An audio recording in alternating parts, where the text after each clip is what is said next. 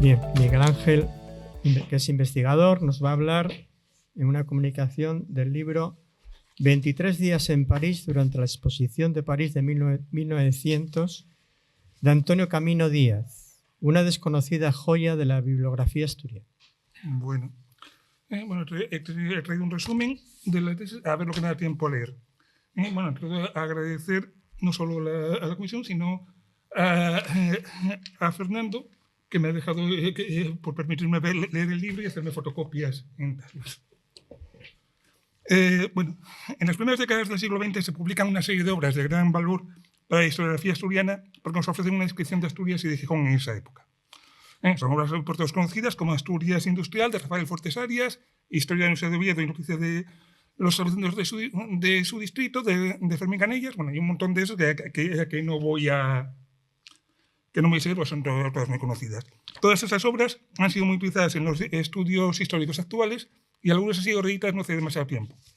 Pero no ha sido sucedido así como una pequeña gran obra de la que el Ayuntamiento de Gijón publicó 200 ejemplares en 1901. Su título es 23 días en París durante la exposición de 1900 y su autor es Antonio Camino Díaz, tampoco conocido como su libro, a pesar de la relevancia de ambos. Bueno, el título puede engañar al lector no avisado porque parece prometer el relato de un emocionante viaje a la Exposición Universal de París, cuando en realidad no cuenta los días pasados en ella, ni siquiera la describe detalladamente, sino que solo se refiere a lo que sucedió, lo que juzgó relevante y de aplicación en Gijón. Bueno, vamos a hacer esto. Para comprender el origen de ese libro hay que remontarse a 1900, cuando el Ayuntamiento de Gijón decide enviar una comisión de obreros a la Exposición Universal que se iba a celebrar en París, con la intención de que aprendiesen todo lo que fuese de utilidad para ellos y para la ciudad. En las actas municipales consta que en la sesión del 2 de julio de 1900 el concejal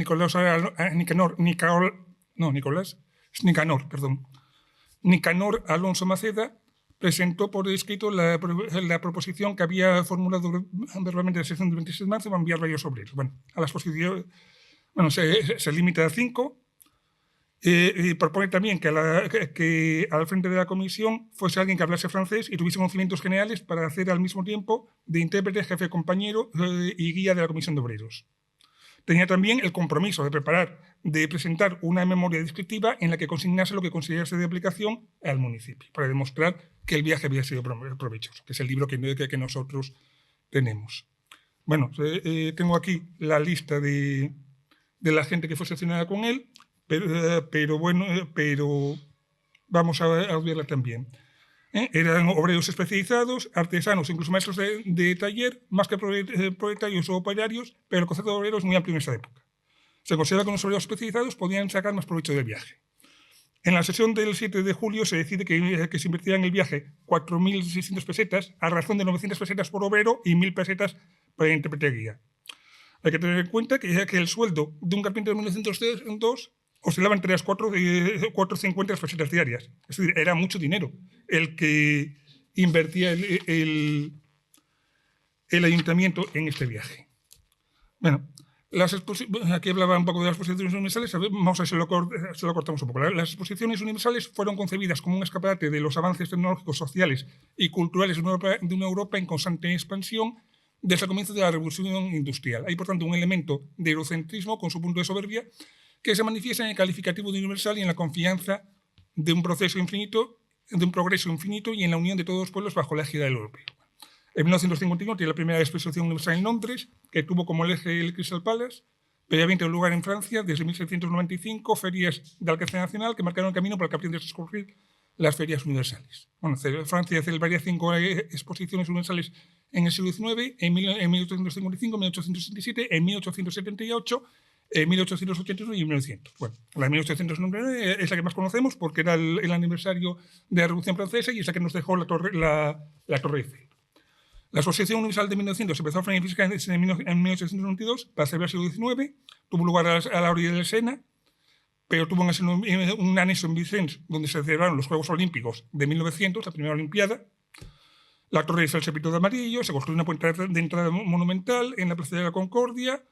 Otra de las atracciones de la feria era el Palacio de la Electricidad, un edificio completamente iluminado y decorado con bombillas eléctricas, con un sistema de espejos en el interior que multiplicaba las fuentes de luz. Bueno, había espectáculos de agua y luz para la noche.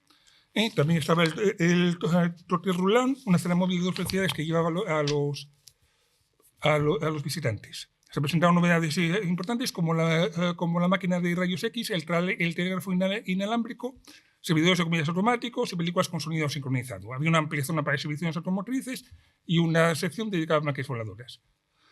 Bueno, no tuvo el éxito que se pensaba y no se volvió a hacer una exposición hasta 1967.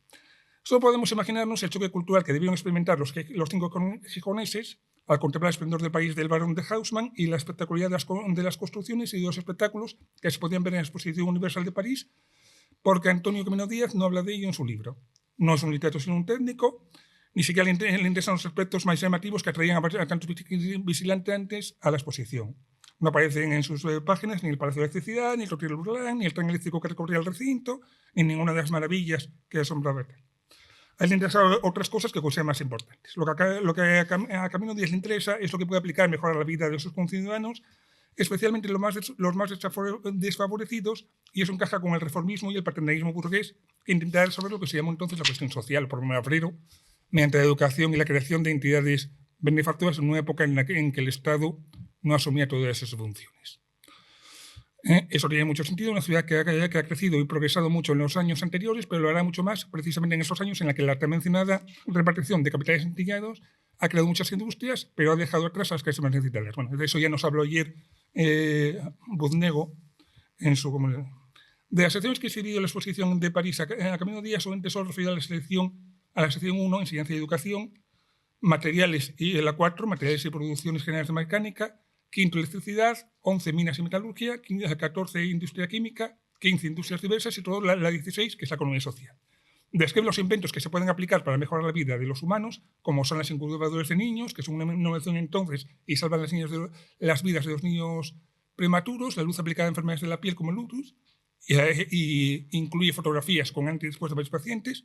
También dedica muchas páginas a socorros que sean empresas heridos, que luego publicará separado como un folleto, como una especie de mano de primeros auxilios, y también dedica muchas páginas a los sistemas de desinfección y los filtros, y en eso hay una influencia del higienismo, ¿no? Que daría aquí en Gijón, actividades como la Sociedad de Cultura y Higiene, también dedica mucho tiempo a los espacios, a los sistemas contenedores sencillos de la... Pero lo que más parece interesarle a Camino Díaz y a la Comisión de Instrucción Pública de Ayuntamiento son las instituciones y entonces llamadas de economía social. Estamos en una época en que el proceso de laicización ha impulsado la Tercera República Francesa, ha favorecido que instituciones privadas realicen las funciones de beneficencia que tradicionalmente realizaban las instituciones religiosas, justo en el momento en que el catolicismo social de León XIII, distanciándose tanto del socialismo naciente como del capitalismo triunfante, insta a la Iglesia a recuperar dichas funciones. Antonio Camino Díaz habla de los asilos de George Sand, el refugio obrero Pauline Roland, el asilo Michelet, el asilo de convalescencia Ledru Roland, el asilo de noche Benoît Malón, el asilo Leo Delibes, el orfanato municipal Saint-Quien, la colonia agrícola de Chalmet, aportar datos precisos sobre la dirección de los establecimientos, número de camas, planos, fotografías, datos que suelen estar extraídos de los folletos que allí se repartían, igual que las fotografías, de modo que la información que en aquel momento era de utilidad inmediata hoy tiene un valor histórico. Eso, la efímera que nos hablaba Carlos el primer día. Pero un técnico y un científico como Camino Díaz no podía evitar prestar atención a las instituciones educativas dentro de su área de conocimiento, que están presentes en la Exposición Universal, como el Conservatorio de Artes y Oficios de París, que es una institución científica de relevancia en la que enseñaron los científicos más importantes del tiempo, como Pouillet, Payet, Pleyot, Becquerel, muchos otros, o el Instituto Físico Técnico Imperial de Charlottenburg, que es donde trabajó gente como Einstein o Max Planck. Pero lo que le interesa sobre todo es los laboratorios Burbus. Jean-Gustave Burbus es una figura muy propia de la época, el emprendedor que siendo casi autodidacta llega a ser un gran edificio, un gran científico o inventor. Empezó como simple mecánico, pero muy pronto empezó a colaborar con los mejores científicos de su época.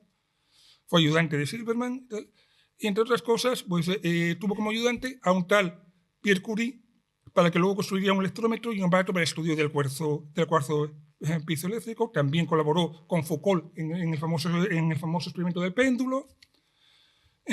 Tuvo la Legión de Honor por su comportamiento durante la Guerra Franco-Prusiana, que colaboró en el mantenimiento de las comunicaciones. Bueno, no podemos...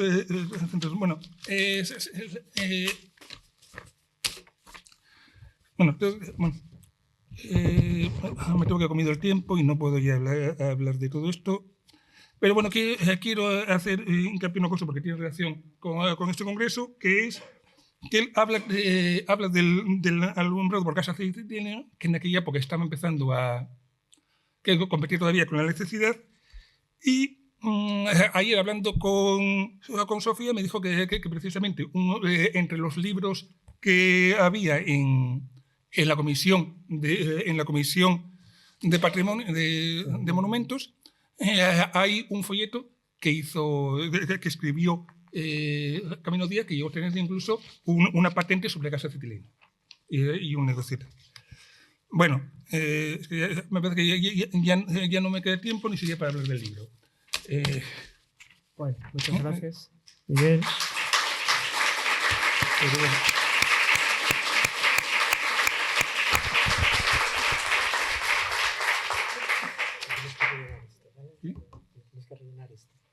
¿Hay alguna pregunta para Miguel Ángel?